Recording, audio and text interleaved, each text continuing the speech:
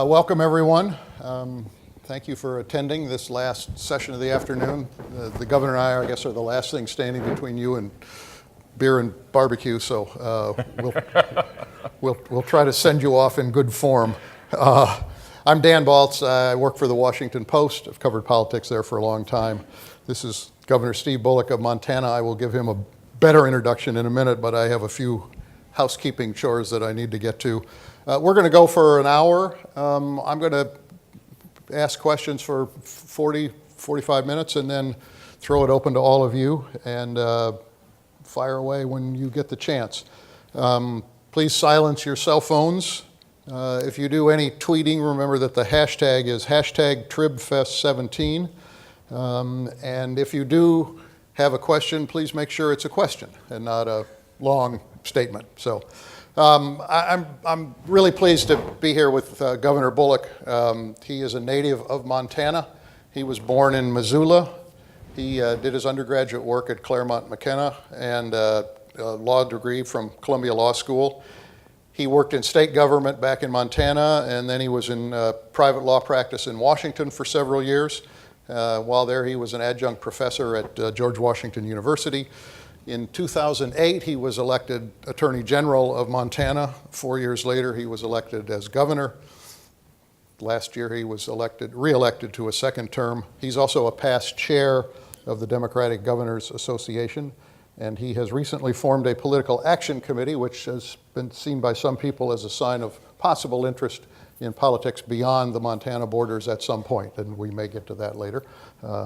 You aren't any relation to the governor, the lieutenant governor, Bob Bullock, from this state, are you, or are you? You know, I've only been in Austin once, and I did say at a number of places when I was trying to get a table, I'm Bob Bullock's great-great-grandson.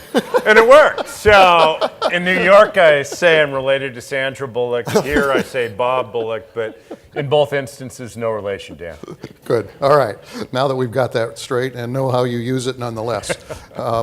I want to start. The latest issue of Time magazine, the cover image is of a gigantic elephant with a tiny donkey sort of in the snout of its trunk, and with the big letters "shrunk," and then other language on the cover that says essentially Democrats are in the worst shape they have been in since the late 1920s. Democrats don't control the White House, they don't control the House, they don't control the Senate. Republicans have 34 governorships, and total control in many, many more states, gubernatorial and legislative, than the Democrats. Interestingly, Republicans have held the governorship for at least some period of time over the last decade in 46 of the 50 states. Montana is not one of them. Montana is one of the 4 where they haven't. But I'd like to talk to you today about the Democratic Party and what are the differences between red state Democrats and blue state Democrats to the degree there are. But start with the question of given what has happened to the party, why did it happen? Why are the Democrats in the kind of shape they're in, not just in Washington, but around the country? Yeah, I think you could look at it in any number of different ways, one of which is that you've had outside money and dark money groups for a long time suggesting, well, the where to begin on the Republican side is in our state legislatures, and they've been investing there. I remember when I was running for Attorney General, there was this group called the Republican State Leadership Council, and they took they were interested in not only legislative races, every statewide race, and AG. So part of it is the way that the sheer politic part of it may well be that groups have been investing to try to change this with a longer term strategy, and Democrats haven't. Now, the philosophical part, our greater part, is I think that we as Democrats have to make sure that we're speaking about things that are relevant to voters and individuals, recognizing that the vast majority of people don't have time or I mean, they don't live in a political world like you do. And is the message both of what we're saying and what we're doing consistent with their concerns? So what's the difference between a red state Democrat and a blue state Democrat? I don't think in many respects, like if I look at, so Montana, my legislature's almost 2/3 Republican. So maybe on the one hand, it would change the way that I approach things, but we passed one of the most progressive campaign transparency laws in the country, saying 60 days out. I don't care what sort of tax status you want to try to hide behind, you can't spend without disclosing. We passed Medicaid Expansion. We have 80,000 Montanans covered. We passed this last time. How difficult was that fight? You got an hour? No, it was, so Montana was the last state legislatively to expand Medicaid. And at the same time that we were trying to do so, also Americans for Prosperity were spending a lot of money trying to sway my almost 2/3 Republican legislature. But once we actually got outside of Helena and talked to folks in communities, I mean, I'll never forget, Choteau, Montana is 1,700 people. Went up there with a Republican legislator. Could walk in that room and look around and I don't think any of them, pretty safe bet. I think I opened it up like, don't think you were Bullock voters in 2012. But once you start talking about actually listening to them and saying 40% of the people that walk through those hospital doors didn't have health insurance. If they lose that hospital, they've lost that rural community. And then they could cut through what was being put in their mailbox and all this talk about Obamacare and say, you know what? This will impact our community. Of course, it's the right thing to do. Uninsurance gone from 20%, 1 in 5 Montanans in 2013 to about 7% today. Uncompensated care, the lifeline to keep those hospitals open, is down 25%. Now, on the one hand, you'd say, well, I might have structured it a little bit different if my legislature was 2/3 Democrat. But the difference is 80,000 Montanans now have health care. I think that if you look at what's the difference between a Democratic or a red state Democrat and a blue state? Mind you, it probably depends on who that individual is, but the way that I govern, I'm not sure would be fundamentally different if I was in what would be viewed typically as a blue state. You won, obviously, last November at the same time Donald Trump carried Montana. So there's some overlap, at least, hard to say how much, but some overlap of people who voted for you and for Donald Trump. 2 questions. What was the fundamental appeal of Donald Trump in your state? And second, what's the nature of the crossover appeal that the 2 of you have? Yeah, so, and for all of you that aren't consistent students in Montana politics like I'd expect you all to be, in 2016, there were more ads run in the state of Montana in governor's race than any state in the country. My opponent spent over $6 million of his own dollars. The record before for any one individual even raising money into their own campaign account, I think was 1.9 million before that. Donald Trump won by 20 points. And somehow after Election Day, I won by almost 5. And when you look at it, there were many people throughout that wanted to say, well, those Trump voters are. And I'm like, those Trump voters are my voters. 20% of my voters also voted for Donald Trump. I think that the fundamental appeal was 2 things. One of which is that those voters thought that Montanans thought Donald Trump would fight for them. And they knew I would fight for them. So at the very base part of it, just the most basic piece is who's going to be working and fighting for me? Certainly we come at it different approaches. But I'd also say that one of, I guess, the national pieces, the message that I try to underscore is that you got to show up. Meaning that, so I'm a state of 147,000 square miles. Be it that hospital in Shoto when I'm governing or when I'm campaigning, I go to a lot of places where it's pretty safe to say that the majority of those folks won't vote for me.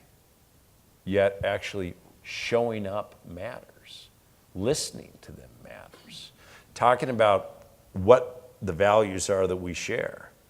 And though we have that hearty 3 electoral votes, even Donald Trump showed up during this election. Yeah. And we certainly didn't see much of a presence from Secretary Clinton. When you look at the national result, again, not the popular vote because she did win that, but when you look at kind of the distribution of states won and lost, do you think that Secretary Clinton lost that election because she was a Democrat or because she was Hillary Clinton? In other words, how much of the loss to Trump is on the party and the image of the party in a lot of these states that ultimately ended up voting for him? Yeah, I mean, in some respects, that's beyond my pay grade and what you figure out. I think that as a general matter and looking forward, part of the problem that Democrats may well have, and going back to your first question of how did we get here, is and I do fundamentally believe that most folks actually want the same thing, right? You want a safe community. You want good schools. You want clean air and clean water. You want a roof over your head. You want a good job, and you want to fundamentally believe you can do better for that next generation. But in a sense, those are sort of universal values. Most Republicans and most Democrats would agree with those values. I think that's right. And then how do we get there, but then do we actually recognize that most people have those values, and even if this person looks or talks or lives in a place different than I am, then I can both tap in those values and say, here's how Democrats can go forward. Yeah. So to go directly to your question, I mean, I think we can slice and dice a lot. Was it the candidate or the party? I'm hopeful that we are soon going to get past the navel-gazing of 2016 and say, what do we have to do? What do Democrats have to do to make sure that those folks, wherever they are, in Montana or in Wisconsin or in San Francisco, know that we are going to be fighting for them, know that we are actually looking out for their interests. And I'm not sure that that was sufficiently communicated at a national level in 2016. You make a very interesting point, which is that we're almost a year past the election, and we're still in the election. I was at a session the other night with Selena Zito, who's a fellow journalist and who lives in the Pittsburgh area and understood Trump better than most of the rest of us and saw it coming more than some of the rest of us did. And she said, it's like we are still at election night 2016. What is it about what happened that we can't quite get past? Well, I think that conventional wisdom, or being dang near every journalist in America, said no, that Secretary Clinton was going to win. I think a lot of people, that it's probably safe to say that a lot of the Trump campaign were even fairly surprised. Mm-hmm. So trying to unpack or dissect how that happened, I think is where a lot of people are spending a lot of time. Now, I'm not sure that we can learn from that, but I'm not sure that spending that much more time on it. Do you see any change in the voters in your state in terms of Trump voters? How do they feel about President Trump today compared to what they were thinking on election night 2016? And similarly for Democrats, what's the sort of the mood of them? In Montana. In Montana. What's the state of the parties in Montana and the state of the Trump constituency in Montana? Sure. Now it was interesting in, on the inauguration weekend, they had the women's marches all around the nation. And in Montana, there were 10,000 people that showed up at our state capitol. I don't know if you canceled hunting season, you'd even get 10,000 people. There was never a gathering of that size. So I think individuals are energized, as in Montana, just like all around the country, to say that we all deserve better. And we all deserve better in governing. As far as the polling that I've seen, that President Trump's lost some ground in Montana.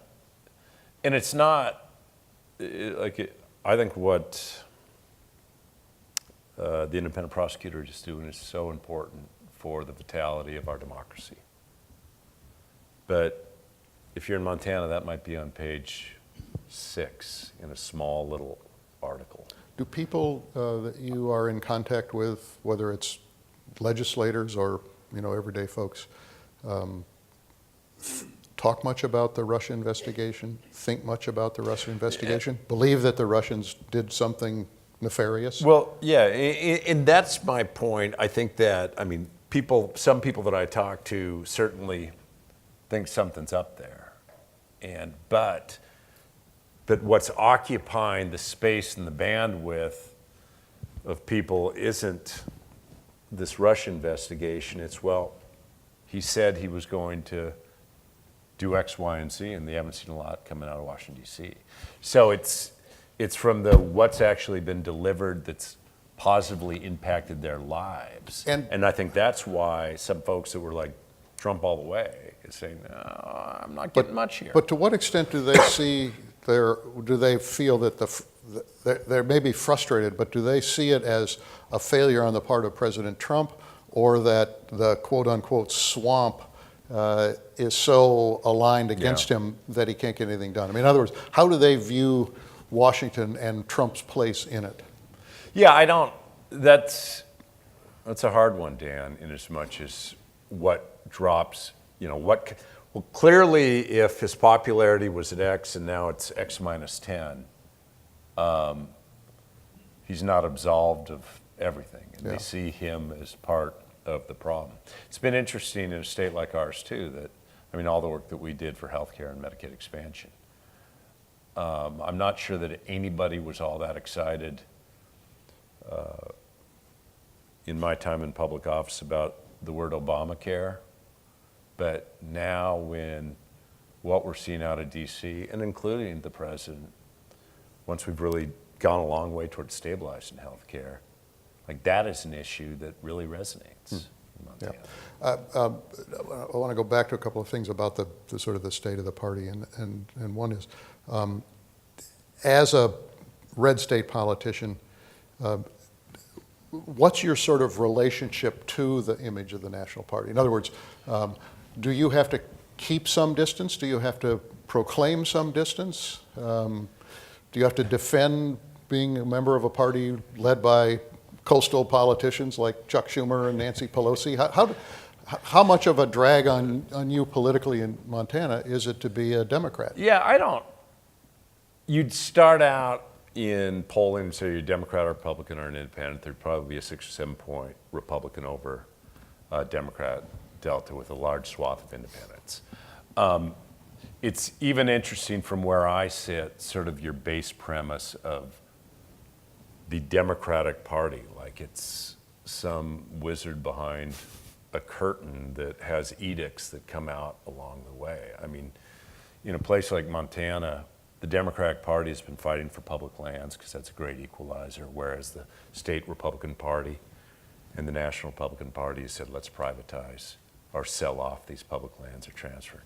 In Montana, the Democratic Party has always said a great equalizer is our public education system. My kids go to the same schools I did. It allowed me to be here. And in public participation in our elections. A way to say that certainly there isn't, if we localize elections, make them about the things that are important to us. You know, I don't spend all my time certainly with Senator Schumer or Representative Pelosi, nor do I candidly think that when you look at what the party is, that it's necessarily just represented by Washington, D.C. or Congress. Because I think more and more folks, not just in Montana, but other places, are like, it's not just about making statements, it's actually about governing and getting things done. Right, but it does go back to the issue of, it's not just that Democrats have lost ground in a couple of places, they've lost ground in a lot of places. So there's something about showing up, which is important, but there's also something about how do you reach the people who have drifted away from the party. The Trump election obviously highlighted what had been a trend for some time, but brought it home to Democrats, which was the erosion in white working class voters. And there was a lot of talk about that immediately after the election among Democrats, and yet it's hard to say what has been done in terms of recalibrating in a way to try to reach them. What's your view of that particular block of voters? Are they, I know you won't say they're permanently lost to Democrats, but I don't think to what they're lost extent? at all. I mean, I honestly don't think that they're lost at all. That's where I'm suggesting that if you look at 2016, we never spoke to those voters.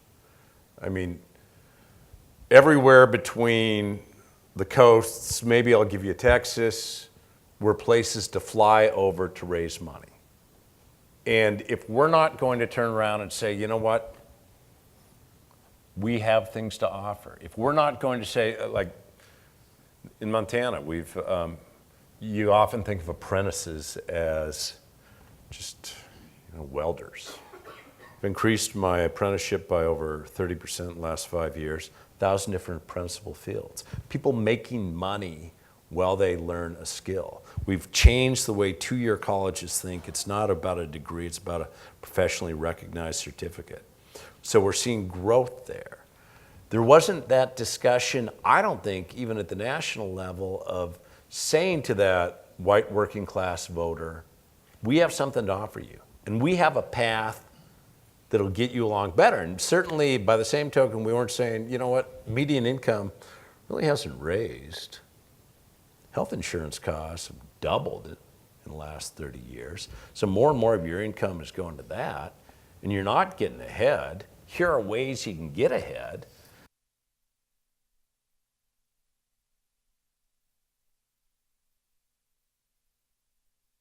Check the governor's mic. Oh, I'm back.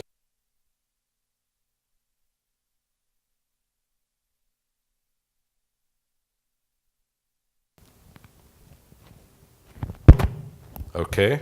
There you go. So I won't buy the premise that You do buy the premise that there's been significant erosion. I do buy the premise there's been significant erosion. And I guess I'll also, going back to your Schumer and Pelosi question, I also buy that there's an attempt to nationalize all races, and what we need to do is localize them. If you're a governor, you need to be localized in a race and saying, look, when I was running, there were the TV ads with me and Barack Obama or whatever that might be to try to nationalize it. From that perspective, I think that can impact trying to say that we're all think the same and walk the same and do the same. And I'll concede that there's been significant erosion, but I also would say that in part because I'm not sure that we're all talking to those voters or trying to talk to those voters. For a time during the Obama administration, there was a belief within the Democratic Party, I think, that sort of, demography is destiny, which is to say, this is a country that's changing rapidly, it's becoming more diverse, a lot of younger voters, and that those voters tend to be more heavily Democratic, and therefore let nature take its course and appeal to them. And I wonder the degree to which it concerns you, or that you think this is the case, that in a lot of instances there was more attention by Democrats on certain cultural issues, whether it's same-sex marriage or whatever, to the exclusion of the kind of economic message that you're talking about. In other words, that No, and I think that's absolutely right. yeah. So what do you do about that? Well, you reframe and say that we should be talking about the public good versus a narrow set of interests. We should be making sure that everybody has an opportunity to achieve and attain. And I think that that's where, look, even if, I don't buy the initial premise, or at least being in Montana, I don't want to buy the initial premise. Even if demography is destiny, even if you can piece together this geographic region or this group and this group and this group and somehow win a presidential race, you've lost the ability to govern. Because you're speaking in such kind of a narrow cast term to try to just build a electoral majority, but not a governing majority. So you have to go back to some broader, larger vision. What George H.W. Bush always called that the vision thing. That vision thing. Well, I think you do, and I think you need to make sure that, and that doesn't mean you put interests and concerns of Americans or Montanans on a shelf, but you also speak then back to their values and back to the idea of we want to make sure everybody is succeeding, and people need to think that just like there are a good sector of voters that thought Donald Trump and Steve Bullock would both be fighting for them, that we've got to make that connection, and we've got to listen to them. In this Time magazine piece, Tim Ryan, congressman from Ohio, is quoted as saying about the party, we're going to have a fight over the future of the party and in what direction it's going.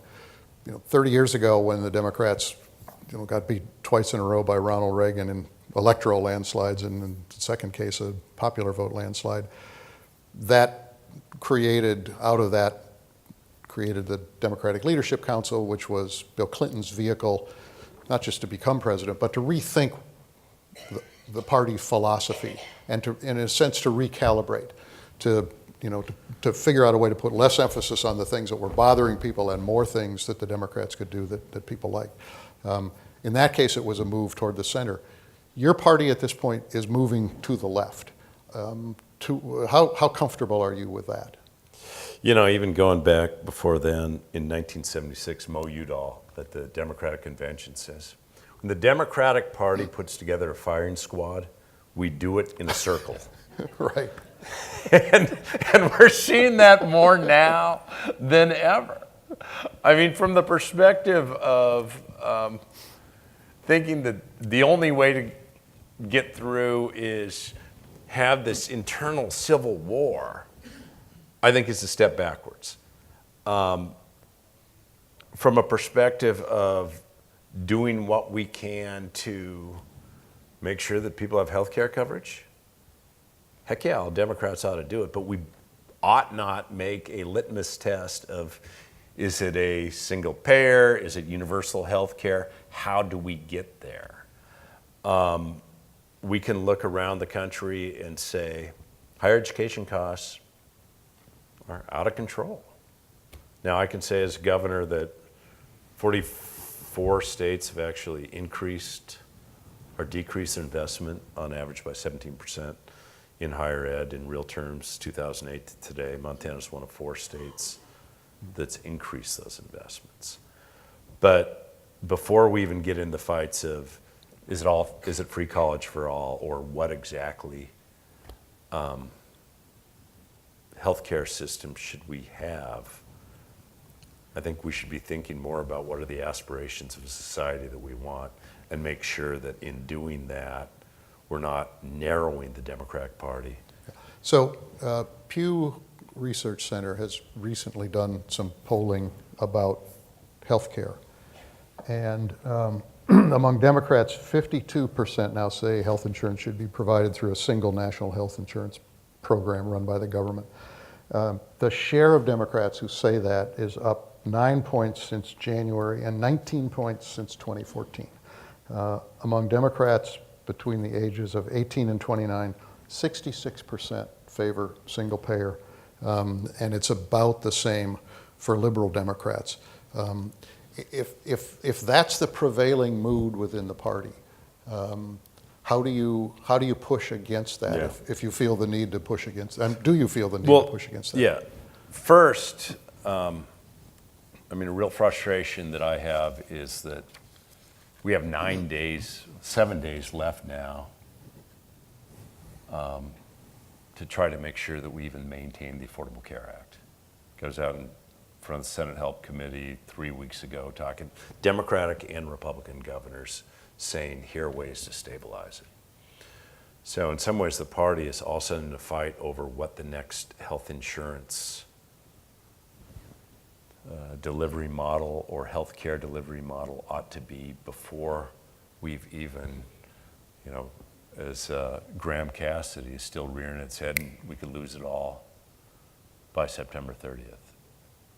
I wish we'd focus on preserving our gains before we go that next step.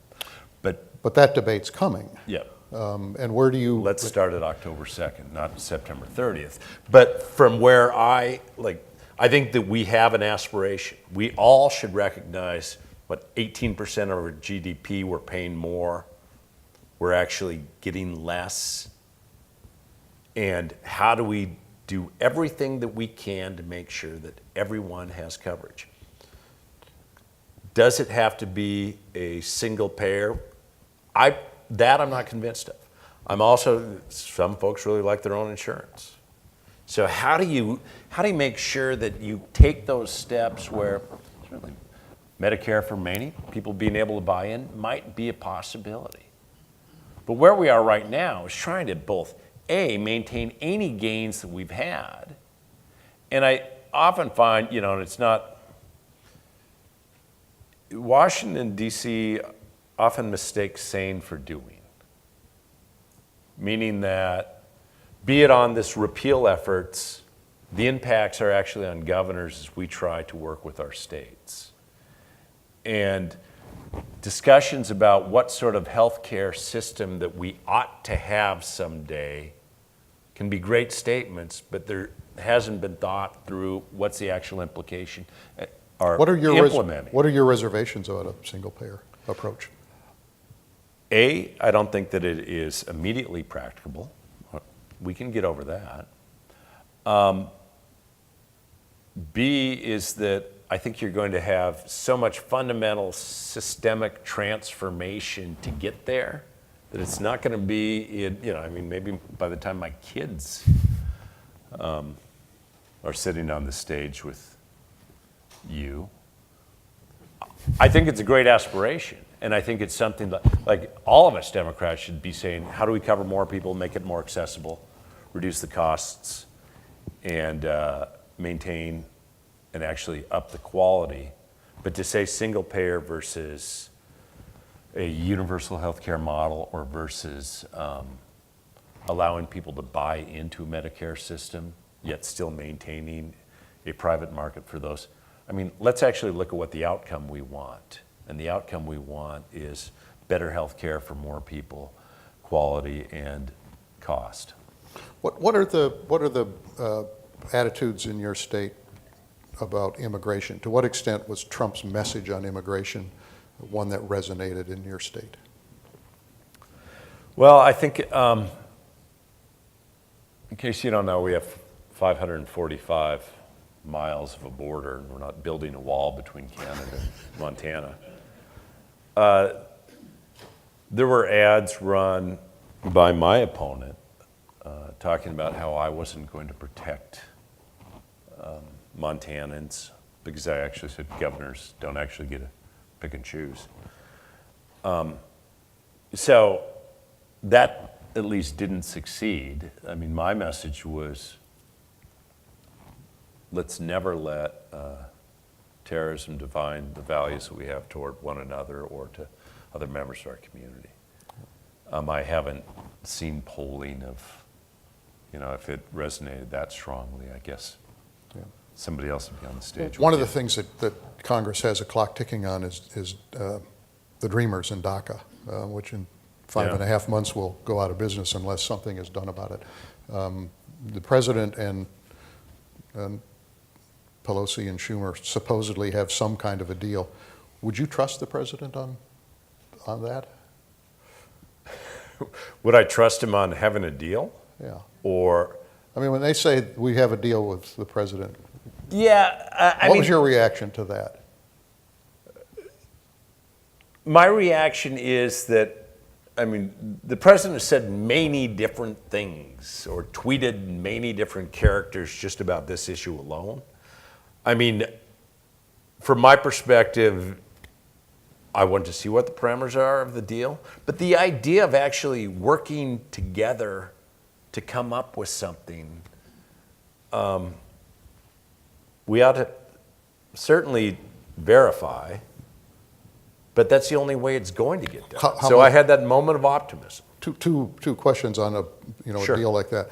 A, should Dreamers be given a path to citizenship or legalization as part of that?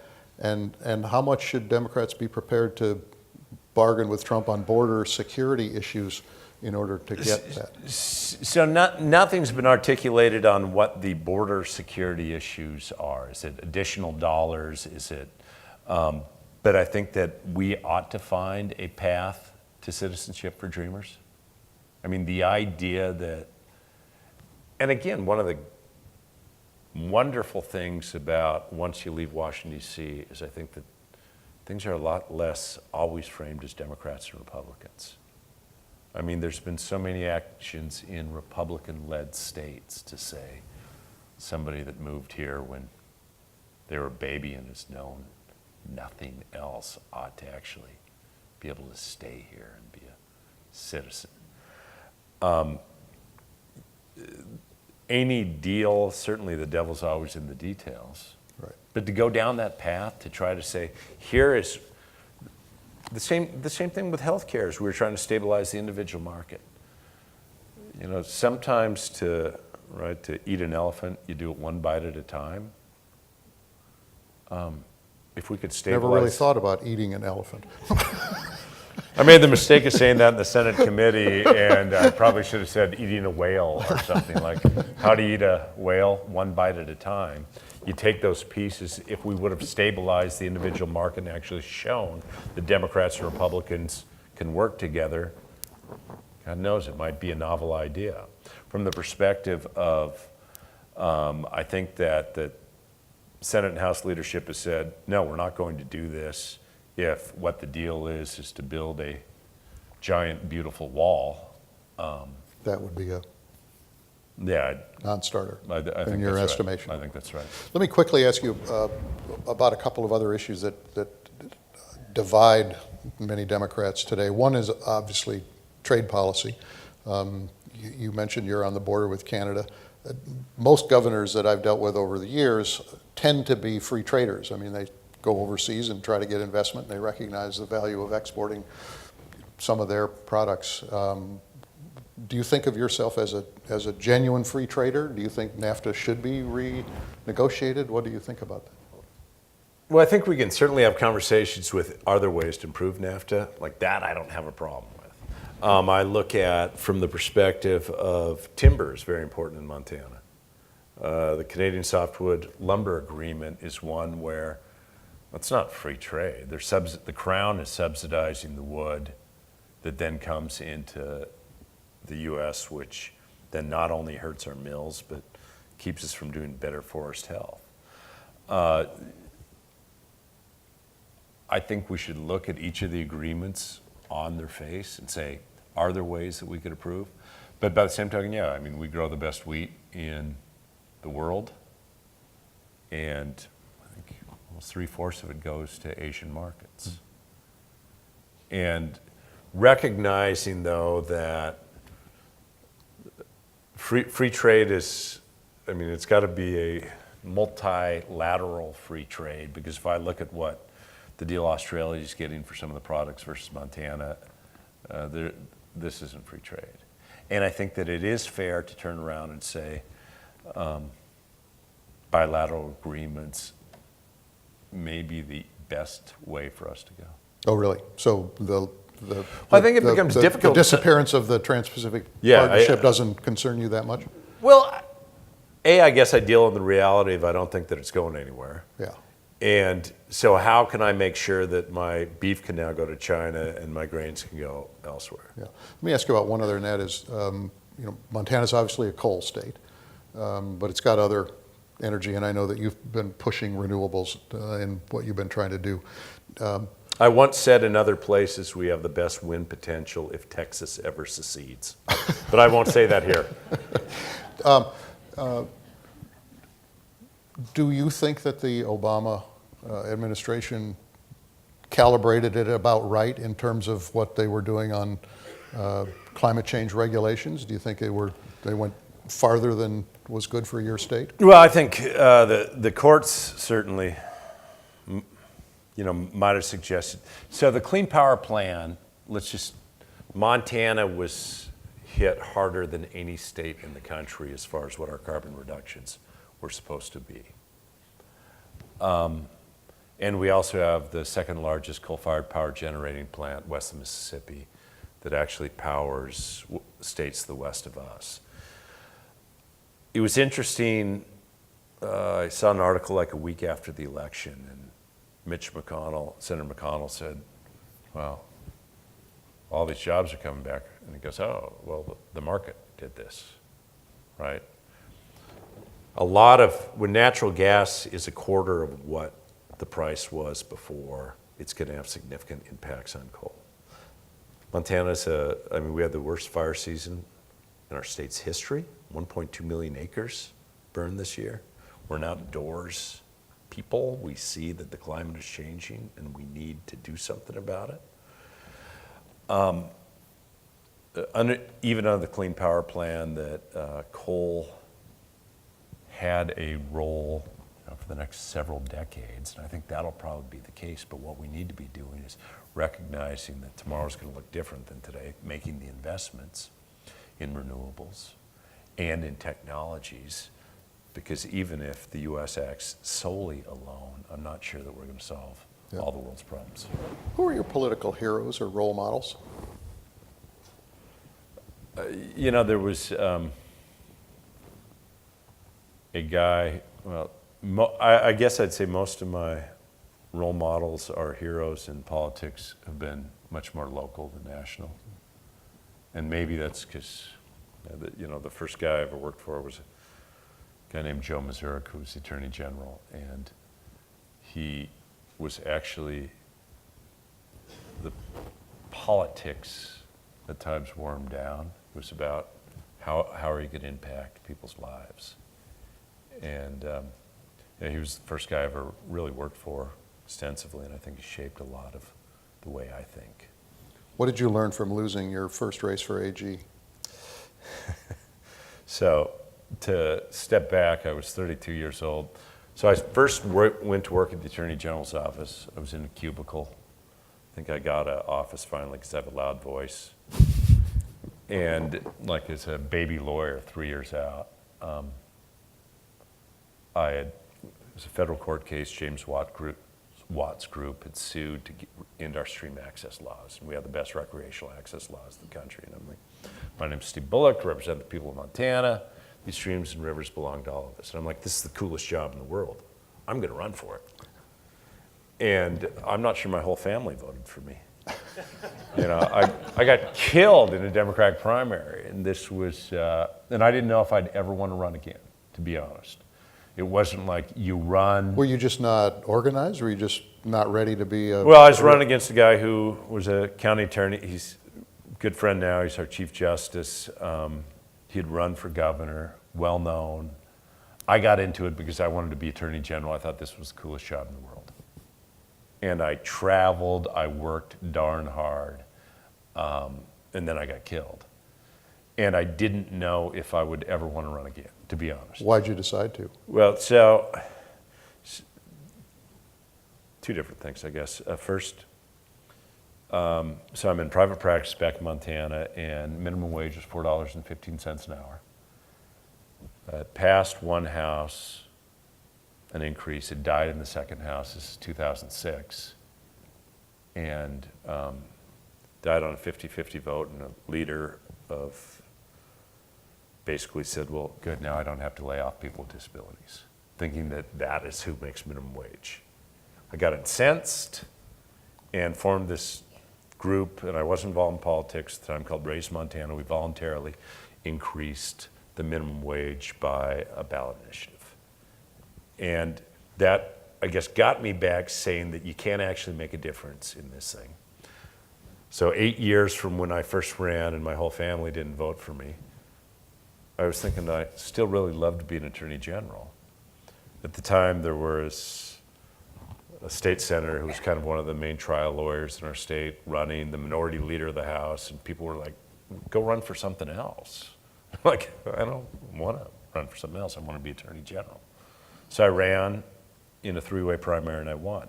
Now, what I learned, back to your question of like traveling around the state, nobody knew or remembered that I'd run. But I think I learned a lot about what it takes to actually get around a 147,000 square mile state and to talk to people and to be in places that maybe the other two didn't think were as important, and actually engage with folks. So I learned a lot more than I thought I learned, and that's probably why I ended up prevailing in that election for Attorney General. And we're going to turn it over to you all after I ask this last question. So you formed this political action committee, and when people say, well, he did it because he's got an interest in running for president, what's your reaction to that? We just got through an election. I mean, I'm principally focused on being governor. I just got reelected last year. And that's certainly my main focus. I think that as we look at both where the state and the country's going, I may have a voice to play in that. Like to come down and get a talk with Balz. Well, that actually takes dollars, and I live in public housing, so the PAC helps facilitate kind of the conversation about where this party and where this country's going. But I think what's the main thing you want to convey if you would like to have a voice? What is it you want to say? I mean, that how I won and how I govern, I think I know has applicability beyond the state of Montana. The recognition that we as Democrats don't always talk about the values we all share, and nobody believes we fight for those values. The recognition that you want to micro-target and slice and dice the electorate, well, what we ought to really be doing is showing up at places often where people don't always agree. People need to know that we're actually fighting for their good and the public good. And I think those are some of the issues. While it may seem basic, I think we've forgotten that a little bit. To be able to provide that voice and also work for, as you depressingly listed everybody that lost at the start of our conversation, but to say, let's fight for progressive candidates that share the values and will move the state and country forward. The PAC, Big Sky Values, will afford me the opportunity to do that. Good, thank you. Thank you. We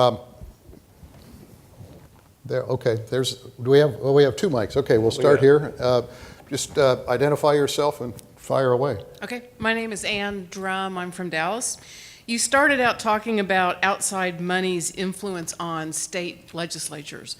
Would you please talk about the influence of outside money on Congress? And do you have any opinions about proposals to encourage small dollar citizen funding of congressional elections, for example, with matching funds or tax credits or vouchers?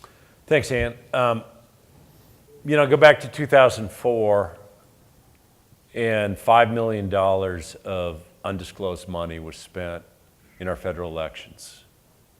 Last year, it was $183 million. That was actually down from $300 million the year before. Go back to 2004, and I think it was 63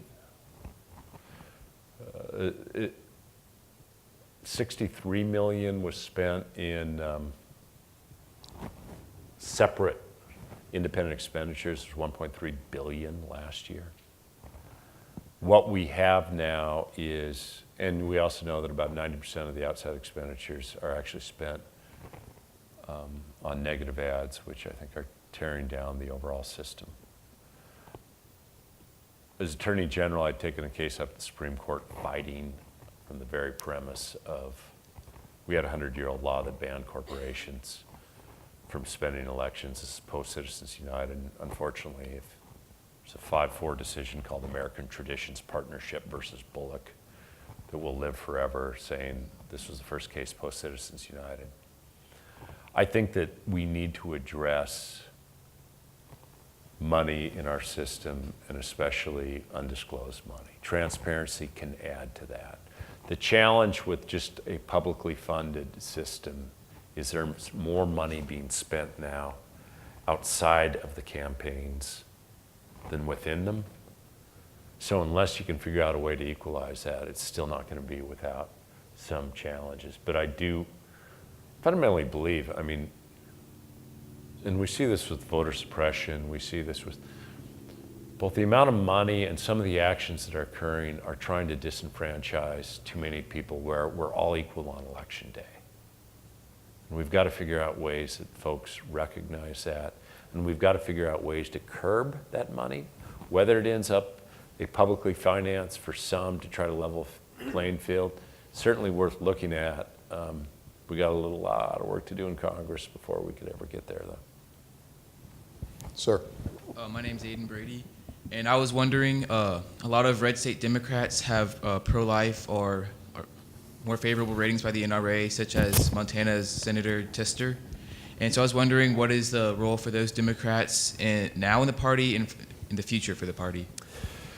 Yeah, so I was Democrat Governors Association chair, as an example, when Governor John Bel Edwards got elected in Louisiana. And there were some folks who were like, well, this guy's anti-choice. Democrats shouldn't be supporting him. John Bel Edwards, by executive order, expanded Medicaid, has fundamentally changed the health of Louisianans. I am personally and have been firmly pro-choice and said that these decisions ought to be made by a woman in consultation, either with her doctor, her family, her faith. It sure shouldn't be made by me. But I think we got to be real careful as Democrats if we're going to say who's allowed within the party and who's not allowed. I'm not sure that's good for governing or our successes. Yes, sir. Governor, my name is Brian Gregg. Thank you for coming down to the tropics from Thanks for probably having cooler me. weather.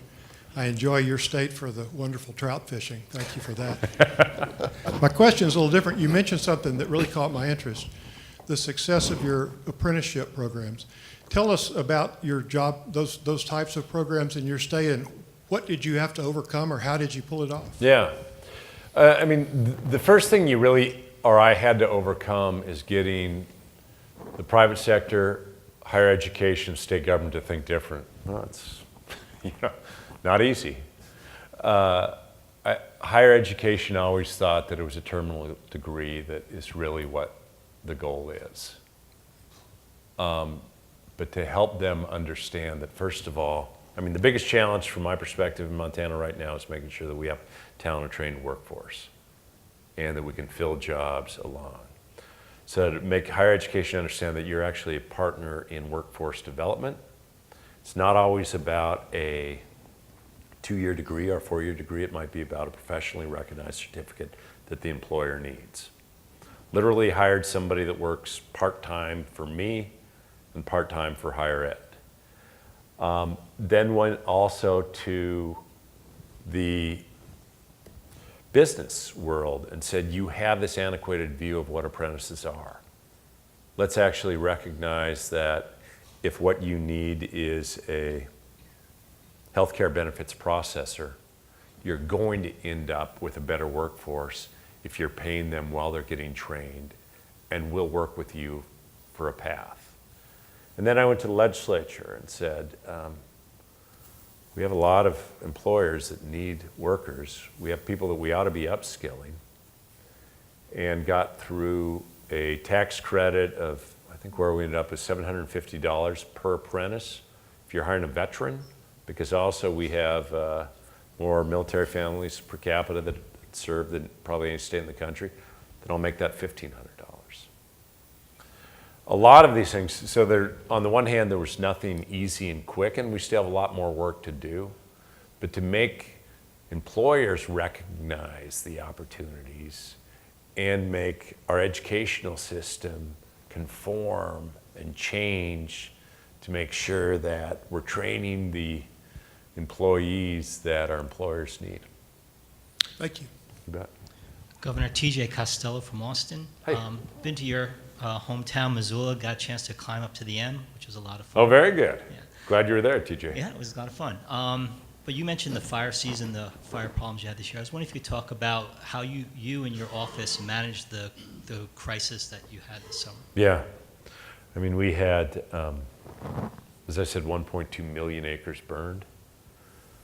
On just about any given day, there were over 5,000 firefighters working. We had 2 losses of life, and it impacted communities all across the state. And every day I would have a call as far as the fire situation and what additional state resources that we could provide.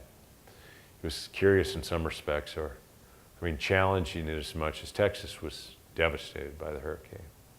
But at the same time that that's happening, we have people that are not only losing their homes, but have been evacuated for weeks and weeks on end. So both providing all the firefighter support that we could, I ended up, by the end of it, mobilizing about 1,000 National Guard soldiers and personnel, working with the federal government for when from FEMA we could get both some grants and some aids. And that actually went well. Now the next step, though, is to say that communities have been just fundamentally devastated by this. And we don't deal with natural disasters like fires like we do with hurricanes and other things.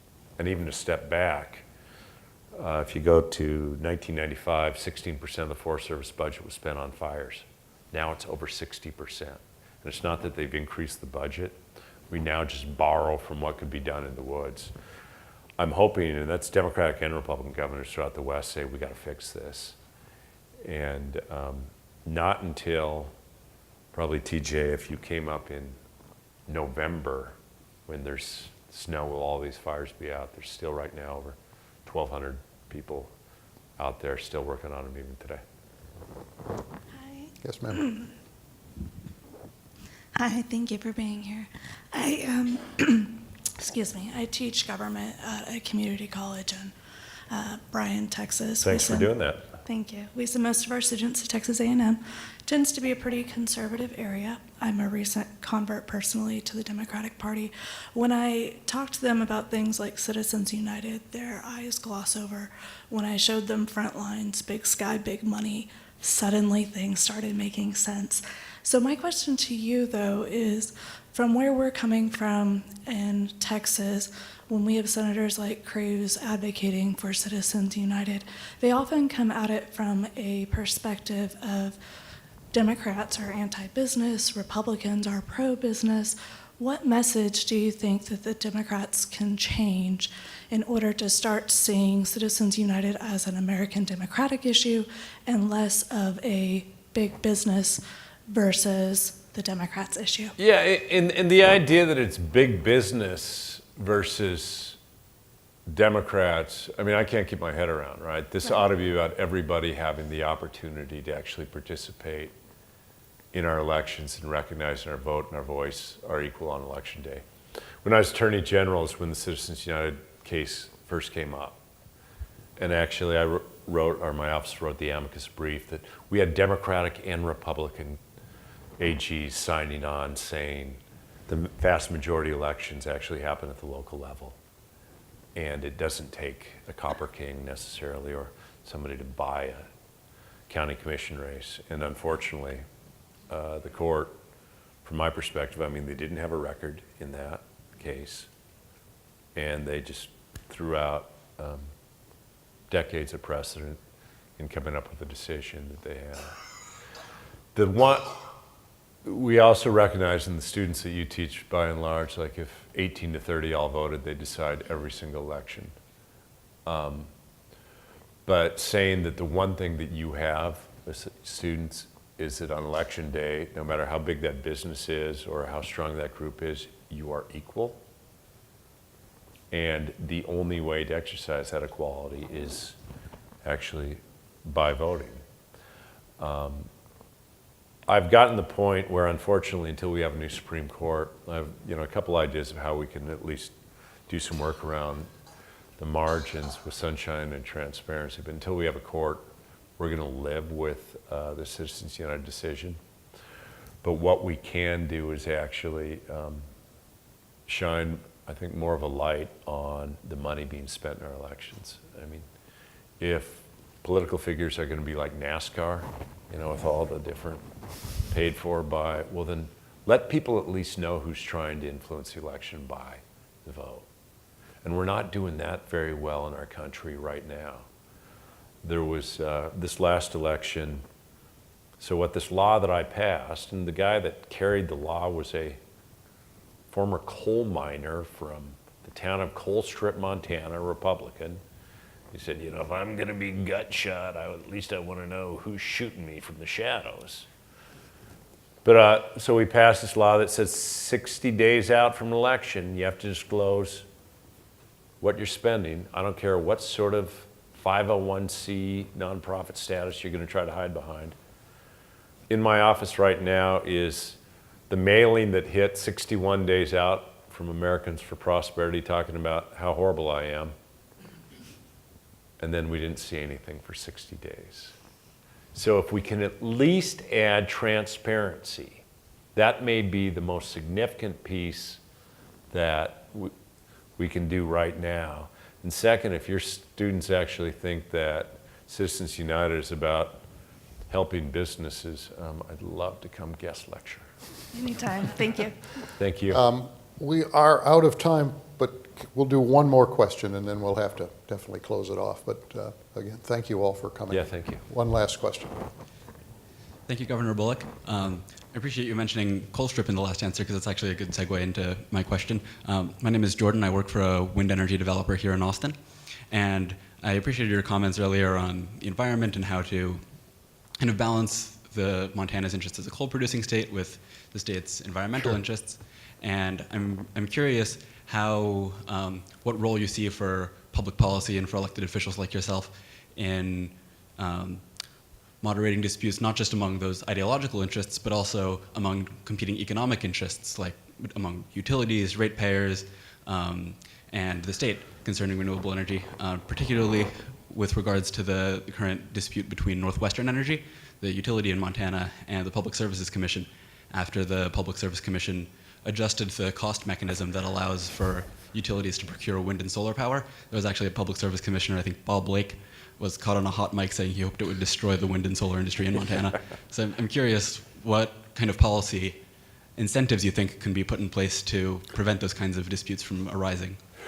Well, I think actually the policy incentives to prevent the disputes from arising, like in front of the Public Service Commission in Montana, and I got a feeling you know more about what's going on in Montana than most of these folks here, we take legislative action, and it's not without substantial challenge from that perspective. I mean, but what we can do to step back, and you and I can talk a little bit after this too, is like, I put out an energy blueprint a year before the election, said, what does Montana want to become?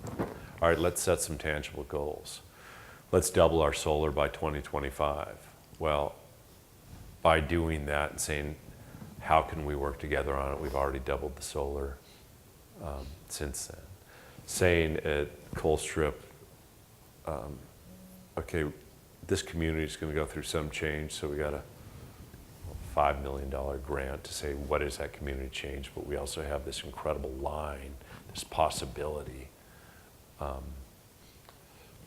where we need to keep it more or less energy on that line as it goes to the west, to the western states. I have tried to I both protected renewable portfolio standards from legislative attack and tried to say here are ways where we could get small scale wind and solar projects more. But it's not without some challenges, without a more, I guess, legislature that, and they'll work with me on a whole lot of issues. They don't necessarily want to work with me on all those issues. Thank you. I've Thank learned you. a long time ago that governors are often the most interesting politicians in the country because they're all doing innovative things, and so it was a delight to be able to question Governor Bullock today. Thank you for coming, and give Thanks. him a round of applause. Thanks, Sam. No, thanks for doing it. Thank you.